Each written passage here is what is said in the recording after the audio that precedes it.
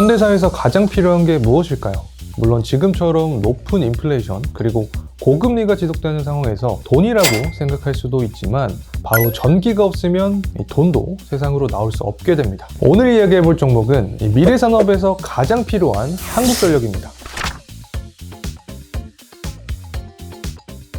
사실 전기는 역사가 굉장히 오래되었습니다. 약 124년 정도가 됐는데 1898년에 생긴 한성전기회사로 시작을 해서 현재 한국전력공사까지 이루어진 거죠. 자, 그렇다면 이 한전이라는 기업이 정확하게 무엇을 하는 기업일까요? 아마도 전기를 생산하는 기업이 아닌가? 자, 이런 생각을 많이 하실 거라고 생각을 하는데 결론만 말씀드리면 아닙니다.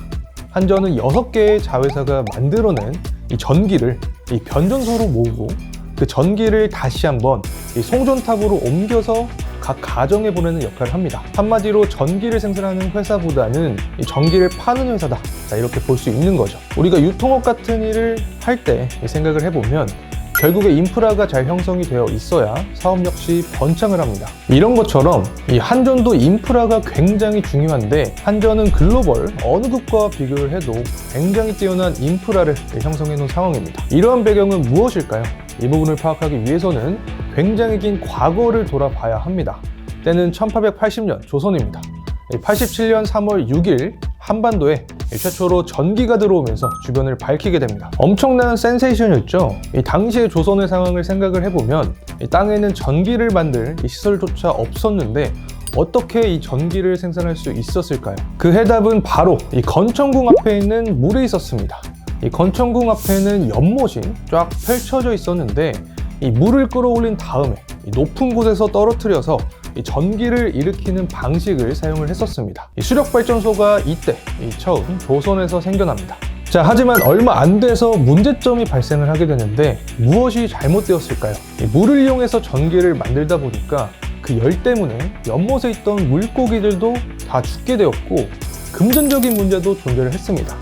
당시 이 발전기를 계속 돌리기 위해서는 일본에서 석탄을 수입을 했어야 되는데 비용이 또 너무 비쌌었습니다. 그리고 이 발전기를 돌릴 기술자도 외국에서 초청을 했어야 됐는데 인건비도 너무 많이 들어간 거죠. 이 고정비가 너무 많이 드니까 대책이 필요했습니다.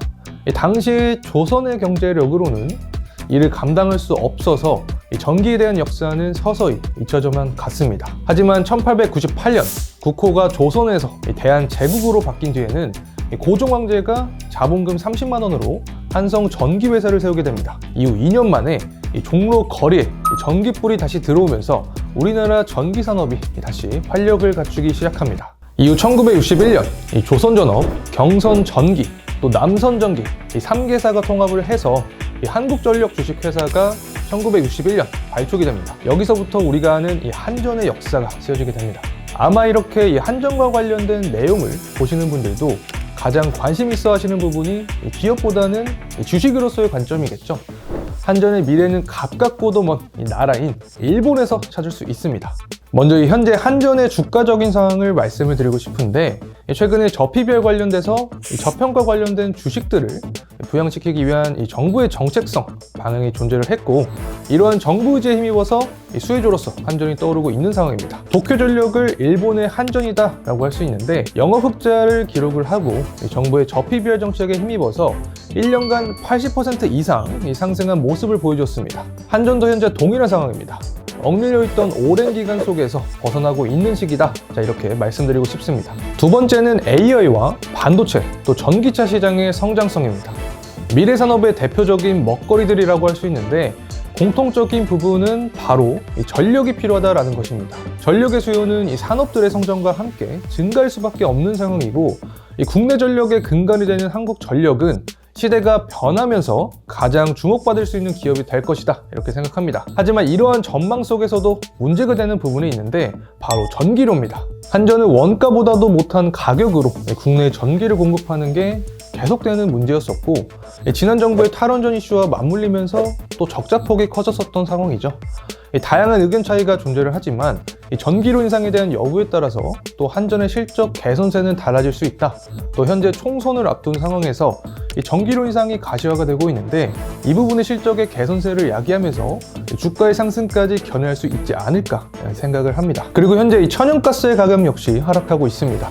이러한 천연가스의 하락은 계절적인 요인으로 말씀을 드릴 수 있는데 이 겨울철 이상고온 현상으로 난방 수요가 감소를 하게 되었고 이로 인해서 가격 역시 하락하는 추세입니다. 이 천연가스의 가격은 한전의 비용으로 작용을 하기 때문에 비용이 하락하면서 전반적으로 좋은 환경을 형성하고 있고 또 전기료 인상에 대한 정확한 방향성이 나오게 되면 시너지 효과로 인해서 조금 더 긍정적인 미래를 바라볼 수 있지 않을까요? 기업의 과거, 현재, 또 미래를 분석하는 종목 스케치, 다음에는 어떤 기업의 미래를 알아볼까요?